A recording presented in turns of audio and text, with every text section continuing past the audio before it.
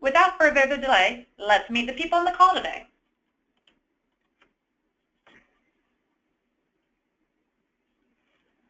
I am Sarah Linton. I'll be in our Milestone Chicago office today, and I am the moderator for this webinar. Next is Kelsey Hunsinger from our home office in Silicon Valley. Kelsey brings a wealth of hospitality experience from meeting planning to luxury hotel marketing, and she really has a passion for social. And then we have Nisha Thacker. She's sitting right next to me today in our Chicago office. Nisha is the Milestone Social Director and brings social media and hospitality experience from Orbitz and Digitas. Nisha's experience most recently includes revamping our social media plans and processes. Also, that brings up the shameless plugs everyone's got to do today. Milestone is a comprehensive digital marketing software and service provider. Social media is just part of our offerings, and we have plans designed for all types of properties and their different needs. The topics and trends covered today are just the tip of the iceberg. So let's see what will be covered today. We will begin by learning how social media fits in today's complex customer journey. We will then highlight the importance of solid content and strategies to get your content seen by your fans in today's overpopulated social space. And then we'll end with key takeaways you can implement this afternoon on your own property. We will then end the presentation with a Q&A section. So as a reminder, please send us all questions you have via the chat box. So without further delay, let's begin, Kelsey. Hi everyone. I'm going to start by discussing a major change in user behavior that's really driving the way that people find you and ultimately how they end up booking with you. When we think about the customer journey, most of us have traditionally thought about users coming to hotel websites and making a reservation in a very linear way. First, the customer becomes aware of the hotel via marketing channels such as social media, paid search, and organic search. Then they decide to investigate a little bit further by review sites and establishing trust in the hotel. They engage with the hotel by visiting the hotel's website directly, and then ultimately the customer books via that website. Now, what used to be the standard measurement of the customer journey has now become something of a digital marketing myth, which is last click attribution, or measuring ROI only based on the last click a user made on the website. However, this method really doesn't give enough weight to the upper funnel channels that introduced your customer to you in the first place. And so today's digitally savvy customer is not only following a traditional conversion path to booking, Conversions and even awareness for your property are happening across all devices, all channels, and all stages of the customer journey, and thus both the marketing and the measurement of that journey must change. Understanding the customer journey is one of the most powerful tools that marketers can use to their advantage. And in the following sections, we're going to be sharing some different channels, stages, and activities that you can leverage to convert today's savvy customer. Now, in order to reach people in this new model, we must first take a step back and evaluate our current digital marketing strategies by asking a few questions. Are we customizing our digital marketing strategies? Are we giving our customers what they want and what they're looking for? And more importantly, do we understand the intent and behaviors of our customer in order to give them what they want? The new customer journey should provide a consistent, seamless experience across all channels and all devices with opportunities for engagement on every channel. So the key elements for providing that seamless experience are, first, having an understanding of your own conversion path. How are users traditionally finding you? What channels are you present on that would lead users to you? Then, understanding your audience. What are they like? What would you like them to be like? And this will help you gain a perspective on where you should be present, because it's very important to know what your audience's media consumption behaviors are. Your more digitally savvy audience may prefer to interact via chat or to be able to book everything they need via smartphone, whereas another type of audience may still prefer to call you directly. This is going to influence your marketing decisions, which ultimately impacts your customer's purchase path.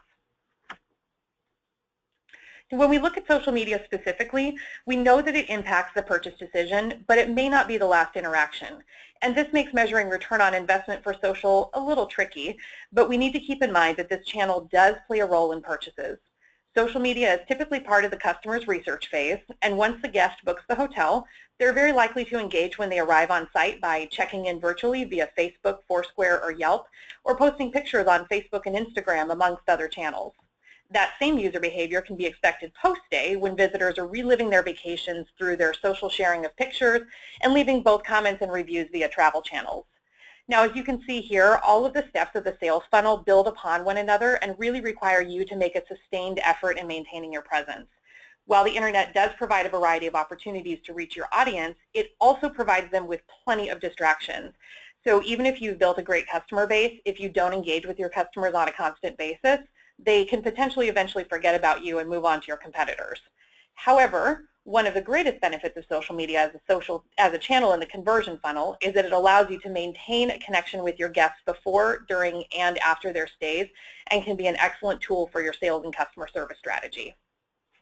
Now I'll hand it over to Nisha to discuss the evolution of social media. Nisha? Thanks, Kelsey. So to fully understand why you should care about social media, it's important to take a look back at where things started and how it's evolved over the years. When businesses first started joining social platforms, they were just trying to figure things out, and the first and biggest goal was acquisition, getting people to follow or like their business. During this time frame, we saw a lot of sweepstakes and a lot of promotions. We also saw the creation of community management as businesses found a powerful way to engage directly with consumers. Once companies were able to get users to follow or like them, they realized they had to sustain the relationship. So there was a lot of testing and learning happening during this phase. Businesses realized that you could get fans to engage by posting things like this post if you're ready for the weekend. Those types of posts received a lot of engagement, but they didn't have a real connection with the actual business that was posting it. Over time, Facebook changed their rules and, more importantly, their algorithm to deprioritize posts that they considered to be baiting and push businesses to get to where we are now, true engagement. Testing and learning will always be part of the mix as platforms continue to evolve, but the focus is now all about creating real connections with your fans and followers. And of course, it is and always has been an excellent platform to provide customer service and help sell people on staying at your property. We know that social is a big player, but it's really impressive when you see the numbers. For example, 72% of adult internet users are on Facebook, and of those users, 70% are logging in daily. Consumers often have a channel they prefer, and many go to different channels for different information, but you'll find that no matter what platform they're on, users are likely to log in at least once a day. Now that we've established the sheer size of social engagement, let's take a look at the impact. According to Moz, social is one of the top 4 factors that impact visibility on search. This example illustrates that point really well. In a search for Chicago day trips, the first organic search result is a site that has no backlinks but thousands of social shares. A lower example, number 7 in the search results, has hundreds of backlinks but no social shares. So we're definitely seeing a correlation with social sharing and ranking. We're also seeing the importance of social play out in other areas as well. Last year, Parse.ly shared a case study in which they measured referral traffic coming from Google versus Facebook. What they found is that over time, Facebook began to overtake Google as the leading source of referral traffic by 3% in June and July. This is a trend we'll likely continue to see since Facebook has prioritized content from publishers. Their goal is to be the place you get all of your news, whether it's current events or what's happening with your friends and family. With the rise in referral traffic and social sharing, we've also seen the rise of dark traffic. So let's take a deeper look into dark social traffic. What is it exactly? The term dark social, which was coined to describe traffic that can't be tracked through analytics because it comes from people sharing privately rather than posting publicly. For example, say you're planning a trip with a group of friends. If you see a great blog article about something to do in the area, you may be more likely to share it with them privately, maybe in an email, text, or messaging app like WhatsApp, rather than posting it on a social platform. Links shared this way don't have identifiers known as referral tags at the end of the URL. Without the referral tags, you aren't able to track where the traffic is actually coming from.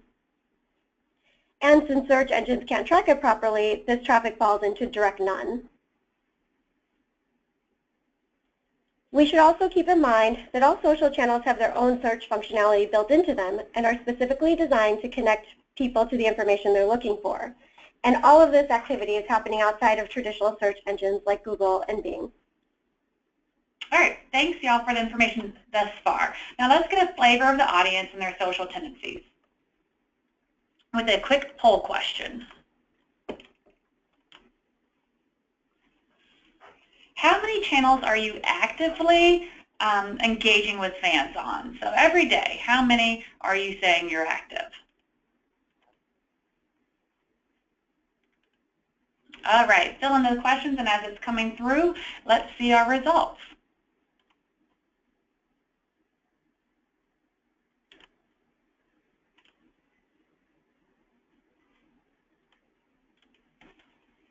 Quite a few, are a little bit more than I was expecting. I'm glad there aren't too many ones today. And maybe by the end of this webinar, you'll be active on a few more channels to reach your members today.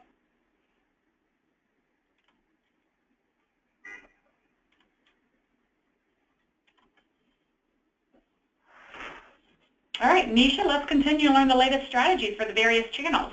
Great, thank you.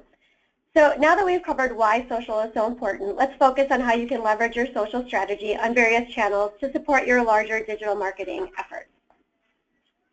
So how do you get started? It's easy to get overwhelmed by the idea of developing a content strategy. So we have a few tips to simplify the process. First, it's important to ensure that you have a good mix of content. I'm sure you've heard the analogy that being on social media is like being at a party. If you only talk about yourself, people are not going to want to talk to you for very long. But if you create a conversation, you can keep people's attention and interest and also learn more about them in the process. The key here is to share a little bit about yourself and what you have to offer, but also talk about other things that your audience is going to care about. Think of your social channels as an extension of your front desk. What do guests typically ask for? What does your front desk team or concierge often recommend to guests? These are exactly the types of topics you should focus on in your social posts. At Milestone, we like to focus on a healthy mix of content about events and local happenings, evergreen topics, like things to do in the area that will be relevant over, either all the time or seasonally, and of course, information about the property itself. Another element of content strategy development is to do some keyword research. If you can see what people are searching for in your area and the search volume associated with those searches, you can ensure you're writing about things that people are interested in, which will increase your relevancy and traction with fans. But if you don't have someone savvy in keyword research at your disposal, or you aren't familiar with how to do it yourself, there's an easy way to see what people are searching for and talking about by visiting Yelp or Foursquare, and see what tips and see tips about the destination, or you can visit TripAdvisor and forums to discover what users are recommending to each other when they're visiting your destination. You can also look at reviews at your own property to see what guests like best about staying with you. All of these things will help you understand what's popular and important to travelers, so you can feature those places and attractions more prominently on your own website along with your social channels. Once you have a good content plan in place, the next step is to publish and schedule your content on a great platform. This allows you to plan ahead, save time, and ensure you have a good mix of content throughout the month. And as you create content, you don't need to create unique content for each channel, but we do recommend that you distribute it across all relevant platforms to increase visibility. Be sure to focus only on the channels you feel comfortable with, that fit your consumer base, and that you feel like you can keep up with. If you aren't using social tags on your website, we recommend that you look into it. You can add these tags to pages on your website that get the highest number of shares. Social tags allow you to ensure your presence on social channels is strong, even when links are shared by others. In this example, you can see that creating a social tag allows you to ensure a pre-selected image and predetermined copy is shared, along with any information the person sharing it wants to include. Earlier, we discussed how much engagement is happening on each platform. Let's break this down even further.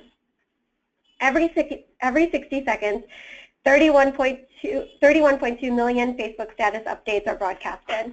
347,000 tweets are created, 48,000 pictures are posted on Instagram, and 300 hours of video are uploaded onto YouTube. That all happens every minute. The rise in content shared on a daily basis has really created a new playing field where algorithms become a necessary factor because it is impossible to show a user all the posts created by every friend, family member, and business that they follow. So social channels are now using algorithms to help determine which content they think users will find the most valuable and serving that content up to them. What this means for you as a business is that it could be increasingly difficult for users to see your content if they are not already engaging with you. With the competitive nature of news feeds and algorithms, we all have to come to terms with the fact that social media is not a free channel. Organic reach has been decreasing over the years, and currently approximately 2 to 5% of your fans will organically see a Facebook post you broadcasted. Facebook has made it clear that they will eventually drop organic reach to 0% for businesses. This decrease has led companies to open their wallets to pay for reach on social platforms. The bottom line is, if you want to stay engaged on social media, it's best to put some money behind your posts. The good news is, on average, paid social posts perform really well, and you can get a lot of reach for very little spend. For example, to reach approximately 1,000 people on average, the cost is about 25 cents on Facebook. So even if you put just $5 behind a post, it will make a difference. If you're trying to cultivate greater visibility for your brand on a small budget, of the many options out there, social is one that provides the lowest cost for impressions and can be a very cost-effective way to get your message out and build your visibility. Here's an example of a post we did recently. By putting some spend behind the post, in this case it was $100, we were able to increase reach by 1,388%. Average organic reach for that month was around 1,100. With this post, we were able to reach over 16,000 people. We also had a lot of engagement with the post and saw a bump in fan acquisition. The ultimate goal of your digital marketing strategy should be to have a comprehensive, integrated approach that connects your website, social media, email, and paid support efforts together to ensure maximum exposure of your message or business. Here's an example of a recent campaign that we implemented with one of our clients. We ran a sweepstakes on Facebook and promoted it on their website. To gain additional exposure and participation, we supported that campaign by running both PPC ads and boosted Facebook posts. Once the sweepstakes was completed, the clients were able to reach out to all the entrants and encourage them to join their email distribution list. Thanks, Nisha. Lots of good content information, which brings us to highlighting the content. Let's do one more poll question. Does your current social media budget include paid spend?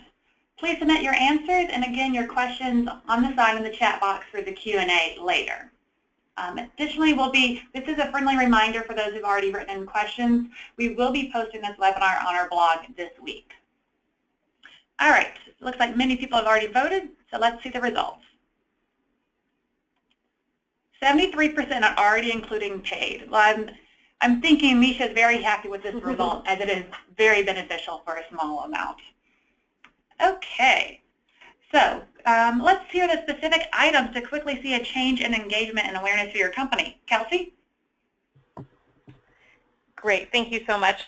And actually, that's great to see with the poll results because a lot of what we'll be talking about in this next section includes some comments about making sure that you have paid media behind your efforts. So I think that a lot of you on the call will find that what we're suggesting here is probably something that you may already be integrating, but it'll be good for you to be aware of what we have to offer. So we're starting this section by discussing Facebook, and this is probably the most widely known and familiar channel to marketers, but it's ever evolving and it really has some great new features that you can leverage to maximize exposure and engagement on this channel. So for example, Facebook Place Tips. This feature displays information about a location to Facebook users at the top of their newsfeed when they're in the immediate vicinity of the location. So for example, if you've ever walked into a major retailer such as a department store or a pharmacy, you may have noticed a little notification about that business popping up in your Facebook newsfeed once you're in the store.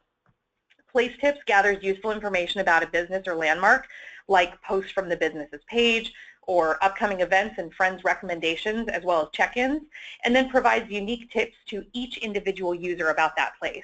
So for example, at a restaurant, Place Tips might show the menu, reviews, or frequently mentioned information about the establishment, like a signature cocktail or a very popular table. Now for your own Facebook page, you can optimize your place tips by highlighting special events on property, unique features that your hotel offers, or services that guests might be interested in. And this is a great way to market your on-property outlets, such as a spa or restaurant, to create awareness and drive revenue for those businesses, as well as ensure that your guests' on-property experience is very robust. As you can see here, this can be easily updated in Facebook through your page's settings. Now, another new and useful Facebook tool is beacons, which were introduced last year as a way to increase engagement both on property and on Facebook. These devices connect with your Wi-Fi and allow for you to interact with your guests by sharing a personalized message to users, encouraging check-ins, and suggesting page likes. Users can also see their friends' suggestions and posts about the property, which will make the hotel feel more personal and likely stir up conversation about the hotel between friends online. Now, after some initial beta testing and a limited rollout of beacons in big cities last year, Facebook has started making beacons available to more and more locations and properties. Now, if you're a Milestone social media customer, we've already requested this on your behalf. However, if you're not a social client of ours, this is something that either you or your social agency can request directly from Facebook. We recommend taking advantage of this feature because it's currently free, and while we can't yet gauge the impact of utilizing beacons, this is still a very low investment way to create engagement for your guests.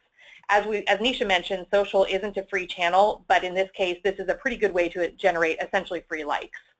Now, as with place tips, the way in which you can best utilize this feature is to craft a welcome message for your guests and to include some unique selling points and perhaps your on-property outlets, which will increase awareness of property features and then potentially drive revenue throughout the hotel.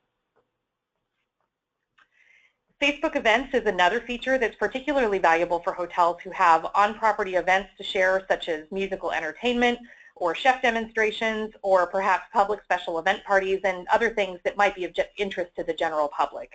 These events can be added by the hotel via their Facebook page, and which will then show in users' news feeds based on an algorithm of friends' interests what Facebook knows about the user themselves, and then in the general news feed. Now, as with other social features, events can be boosted via paid media to get more visibility in the news feed. Live streaming is another new feature available on Facebook that's been very successful thus far. People tend to spend about 3 times more time watching a Facebook Live video on average compared to a video that's no longer live. And since more people are watching live videos, Facebook is reworking the news feed so that live videos are higher up in the user's feed. You may have seen friends posting live videos while they're out in an event, or maybe a news station streaming live on location via Facebook. And the benefit to Facebook Live is that your followers will receive a notification that a live stream is happening, which is more likely to increase engagement. Some examples of using Facebook Live for hotels might be to post a video of a bartender making a great new cocktail for your hotel bar, or maybe a tour of a newly renovated guest room, or an interview with a staff member about your hotel.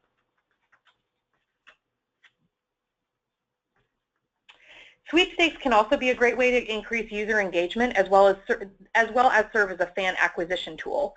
Now, while Sweepstakes really took off initially on Facebook, brands can also run Sweepstakes on channels such as Twitter and Instagram. But regardless of your channel, it's important for you to have your Sweepstakes goals outlined prior to running a campaign, to plan a marketing calendar with posts related to the campaign for the duration, to establish a prize in conjunction with your campaign goals, and then really ensure that your campaign is well designed and well optimized for maximum exposure. Sweepstakes are by far the most effective when there's some paid media spend associated with them, so as a general rule, you should just plan to incorporate some spend in your campaign costs. It's also, as Nisha mentioned earlier, a good practice to include some form of email-related entry to your campaign in order to collect email addresses for future marketing. And after the campaign, you can then add the email addresses gathered to your marketing database and send follow-up email blasts. Now we'll move on to Twitter, which may or may not be a daunting channel for marketers depending on your familiarity with it. What's important to keep in mind about Twitter is that it's fast-paced and very competitive due to the sheer volume of tweets at any given time. With that said, Twitter has rolled out a feature similar to Facebook's live streaming, in which live broadcasts via Periscope are displayed directly in both the follower's timeline as well as in organic search. This brings a much richer experience to the user and can also be a tactic to get the user to stop scrolling and engage with your tweet instead. Periscope is a separate app, but your Periscope username will be the same as your Twitter handle, so it should be pretty easy to integrate efforts. Live video on Twitter works best for brands with a big following. However, the real value in this for you is that your videos are also being indexed by the search engines and thus have the potential to appear in organic search.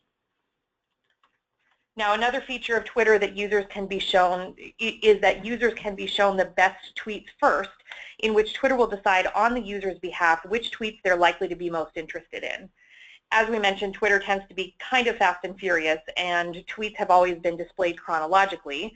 However, with the best tweets first, this is Twitter's first attempt at an algorithm, and Twitter will decide for the user which tweets they're likely to be interested in.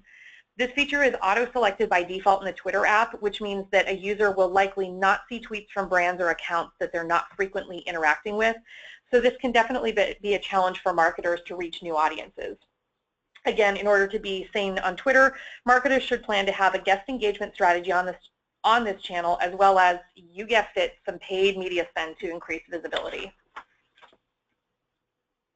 And next we'll be discussing Instagram, and while the channel itself isn't new, it does have some new features that you can definitely leverage in your marketing. For example, Instagram now allows accounts to run paid campaigns that are optimized for website conversions. If you're an Instagram user yourself, you've probably noticed that you're not able to click on any shared URLs in Instagram comments or photos because the only clickable URLs are in the account profiles themselves.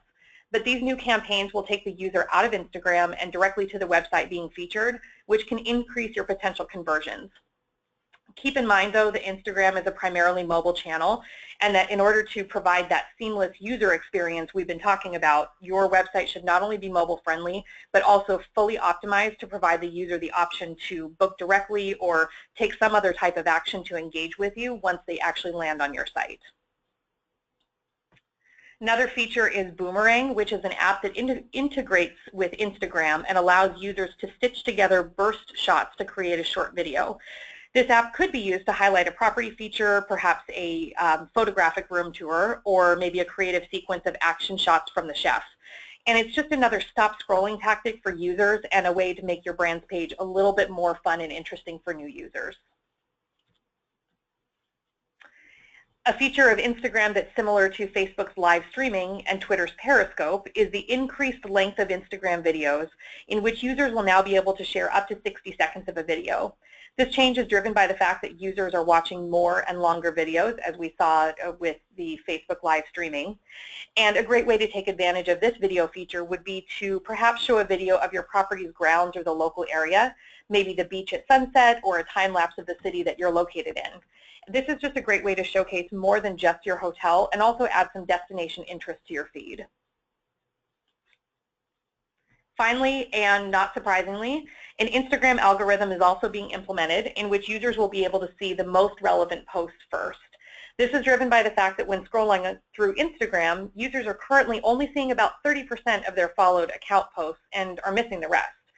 Instagram will soon be launching an algorithm to display the most relevant posts first to users, which again for hotels means that an engagement strategy must be in place to ensure that your followers see your content.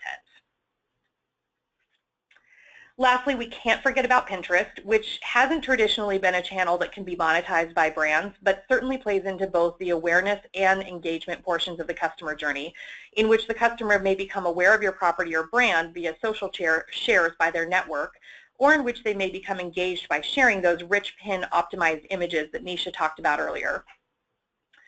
One feature on Pinterest is cinematic pins, which will allow brands to create more arresting pins with motion. Again, just another way to get the user to stop scrolling and start engaging with the page. However, keep in mind that this feature is only offered for accounts that have some paid support, so the best way to leverage this channel is by planning to include paid efforts in your strategy. So now that we've discussed the customer journey, the evolution of social media, some key marketing strategies, and also a few new features to leverage your social reach, I'll hand it back to Nisha to recap our session with a few final thoughts. Nisha? Great, thank you. So as we wrap today's session, I just want to recap a few key takeaways. As we know, social media plays a critical role in your overall digital strategy. In order to maximize your efforts, it's important to have a fully developed content strategy for social media. And as you develop it, ensure you're distributing the content across all relevant platforms to increase visibility. Paid support has become a necessary factor for social posts, so even if you have a small budget, it will go a long way. And finally, be sure to keep an eye out for updates to social platforms. You can leverage these changes to enhance your strategy. Each social channel maintains a blog that you can review periodically to keep up with all the changes. And with that, I'll pass it over to Sarah for some Q&A. All right. Great. Thank y'all both for such great information. I do wonder how many people were actually scrolling through news feeds at one point of this presentation. The size of social is definitely not going away. Please, everyone, take a few seconds to send us your questions. We'll begin the Q&A in a few moments. If you enjoyed what you heard today or have so many questions you're unsure where to start, the best way is to simply reach out to us, sales@milestoneinternet.com, or, of course, all of our social channels. We will be glad to go over services one-on-one with you. Additionally, coming up in July in Chicago, we'll be having our digital marketing conference. Last year we had rave reviews, and we're going to do it again this year in a new city. So please come out, join us. It'll be 2 days of fun in the summer for Chicago. All right, now Q&A. Let's see the first one. Can you explain backlinks? Kelsey, do you want to take a stab at it? Yes, I'd be happy to. So that's a great question, and backlinks are essentially just links that are coming into your website from other sites or directories. So basically what you'll see is, for example, for hotels, if you happen to have a marketing partnership, then if your property was listed on the website for maybe a museum or Chamber of Commerce, the Convention and Visitors Bureau, those referrals to your website would then be a backlink. That's something that we definitely focus on a little bit more on the organic side, but can certainly be relevant for your social channels as well, because if you have partnerships with other organizations or, again, marketing relationships via social, you might be able to leverage those a little bit further with your own website by requesting that those people actually have you listed as well. So it's just a great way to create some online relevancy between what you have to offer and then the online services and organizations that are associated with you. Perfect. All right. Question number 2. We submitted for Facebook place tips, but haven't seen anything appear to us via Facebook when we arrive at our business. Are we missing something? Misha? Yeah, that's an excellent question. One of the things with place tips and with a beacon is that you do have to have location services on when you're using your mobile device. So if location services are off, that could be a reason why you're not seeing a message. And if that's not the case, it could be some kind of other issue with the setup. So you can contact, Facebook directly, or if you're a Milestone client, you can definitely contact us and we can help you resolve it. Perfect. All right, now beacon question. Can you explain beacons further? We have 2, but not sure where information is located that would indicate like, specifically from the beacon. Yeah, absolutely. So when it comes to likes and metrics, I should say, generally for the beacon, they haven't been really made available. So you can't necessarily see how many people liked your page from just the mobile app versus, engaging with a beacon. But what the beacon does is it does encourage check-ins and it encourages likes. So at some point, I wouldn't be surprised if Facebook rolled out that reporting information, but it is not currently available. So if you see, general trends of how many likes you had before you got the beacon and what you're averaging now, that may give you a better sense of how it's actually performing. All right, and another one. For videos, is it okay to post videos taken on a phone, or do I need to hire a professional? This is Nisha. I can take that one. So you can absolutely post videos from your phone. Since most users post content from their phones now, it feels more authentic in some ways, and it's very accepted. And those types of videos do get a lot of engagement. There are some, reasons where you may want to have more polished professional videos created, but for the most part, it's not necessary, and you can still get a lot of engagement from these types of videos. All right. Well, I think that wraps it up. Oh, we have one more question. What do you recommend for a Facebook campaign to gain followers, and how valuable are these followers? Would it be smarter to put money behind Instagram?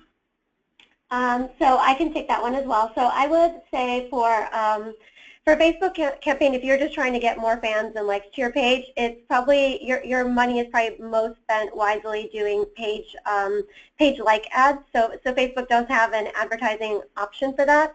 And to give you kind of a general sense, assuming that your targeting is a little broad, each page like costs about $1 or a little under $1. So that kind of gives you a sense of if you're spending $10 on that, you're probably going to get about 10 to 12 fans. So that gives you an indication of what to expect. As far as Instagram goes, there is a minimum spend for Instagram per day. So I believe it's $5 a day that's required for spend on Instagram. So if you have limited budgets, you may not be able to stretch it as far on Instagram at this point. But it's definitely an area where we're hearing that younger people are engaging more on Instagram and sharing more privately because Instagram isn't as big as Facebook. So there's definitely a market there. It just depends on what your budgetary opportunities are. If you have limited budget, I would always recommend to stick to Facebook because it does have the biggest number of users and it is a very cost-effective option. Okay, we do have quite a few more. Let's see. To use place tips and beacons, are those things found on the Facebook page and easily seen to set up? Yes, so for setting up for beacons, when you actually receive your beacon, if you go under settings on your page and click on place tips, you'll see information for the beacon. And even if you don't have a beacon, if you go to place tips, that's where you can add information on your page that you want people to see when they're on property. All right. And PPC for sweepstakes, how much money? Do you get lots of entries that are not qualified?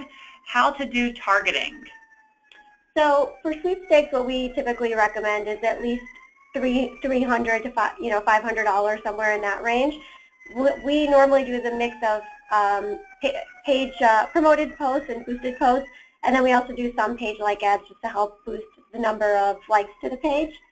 And as far as entries, so we typically do targeting with most of the prizes that we've given away with the sweepstakes we've run.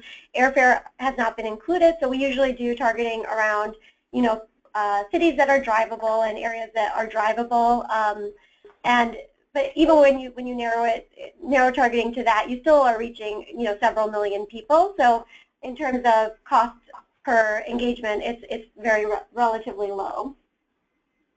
And in terms of targeting, I think we talked a little bit about that with the cities and areas that are close by.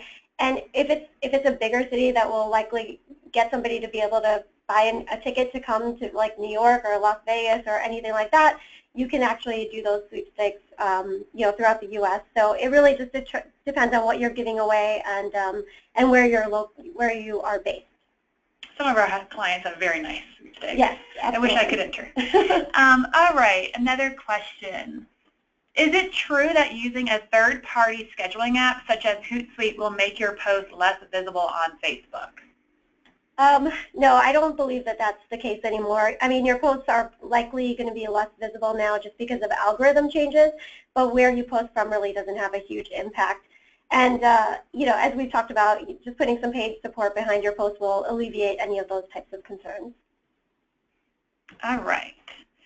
Do you see high levels of engagement with properties using Pinterest? Are certain types of properties more predisposed to be successful on Pinterest, leisure versus business as an example? Sure.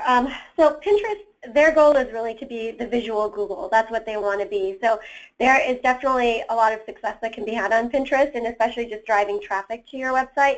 One of the challenges we found for Pinterest is that you really have to have interesting photography and good imagery in order to participate on this channel. And if this is something that you want to do, one of the biggest things I would recommend is having a good arsenal of images that you can use on Pinterest. This, from my experience, from a hospitality perspective, usually Pinterest is done occasionally as new photos are available because you can't use stock photography on Pinterest. It has to be stuff that you own and information that really shares good good visual images of either your property or your destination. So I do think that there's good value there, but you just have to invest in imagery to make it successful. And Nisha, just to add to that one, I think that that's all a great perspective. And The other consideration is this really goes back to what we talked about in the beginning about understanding your customer journey. And really in knowing who your customer is, you need to keep in mind too what type of customer would be likely to be pinning your photos to begin with. So you may be a more business-focused hotel. However, if you do happen to have a gorgeous meeting room space or something that you can be used for weddings or receptions, then that's something where you're going to have an audience. If that's a unique selling point of the property, you'll have an audience who will be likely to share some of those images. So that's a consideration.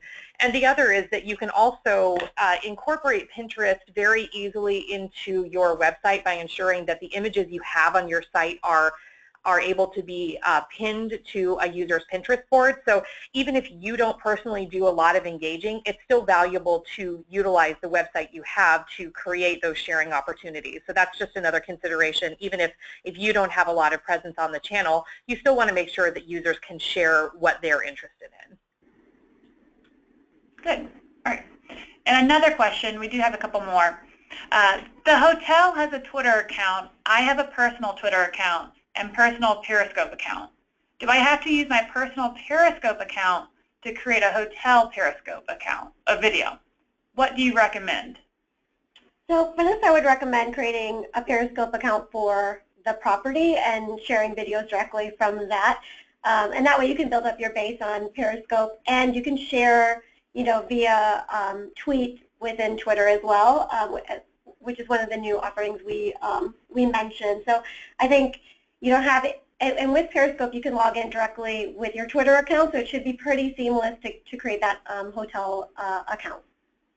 Okay. What about Facebook Live and the new 360 views? Are you aware of how to activate that?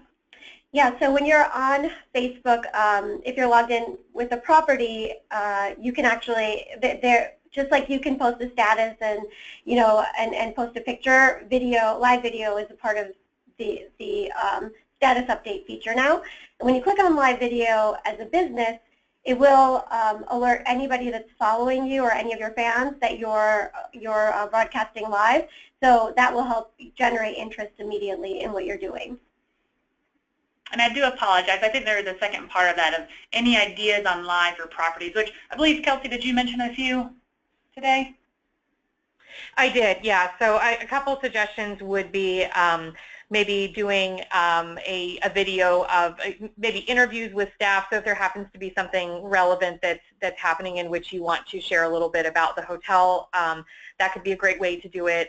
Posting a video of maybe a bartender making a great new signature cocktail, or maybe even something like a new menu item that's being prepared by a chef if you happen to have a restaurant. So those could be some great ways to use that feature. And you probably want to just do a little bit of advising your fan base that you're going to be doing a live video at a certain time. One of the things we've mentioned is that even though users will receive a notification that a live video is happening, you also kind of want to give them an idea of what you'll be doing so that maybe they can plan to tune in too.